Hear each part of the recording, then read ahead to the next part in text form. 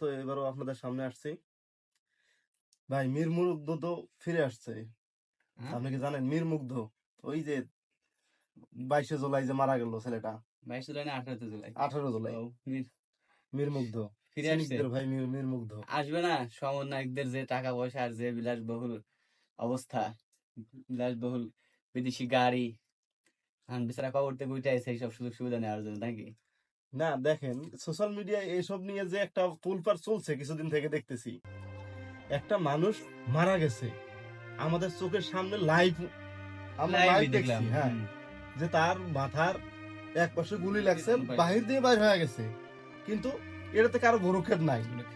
কিন্তু মানুষটা মারা গেছে, কবর হয়েছে, তারপরেও তাকে নিয়ে আলোচনা সমালোচনার কোনো শেষ নাই। আসলে মানুষ কতটা নিকৃষ্ট হলে, মানুষ তো সৃষ্টি সেরা জীব, এখন এরা কতটা নিকৃষ্ট হলে একজন মৃত ব্যক্তি নিয়ে, যিনি 18 জুলাই গুলিতে আহত হয়ে মারা গেল, তো তারপর থেকে তার ছোট ভাই স্নিগ্ধ মিডিয়ার সামনে বা অনেক ভিডিও পোস্ট, ফটো, ছোটবেলা থেকে শুরু করে দুজন একসাথে ফটো পোস্ট করছে, এমন কোন ব্যক্তি আছে যে দেখে নাই?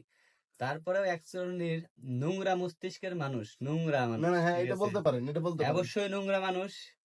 নোংরা মস্তিষ্কের মানুষ না হলে আসলে মৃত ব্যক্তি নিয়ে এসব লড়ানো কথাই না।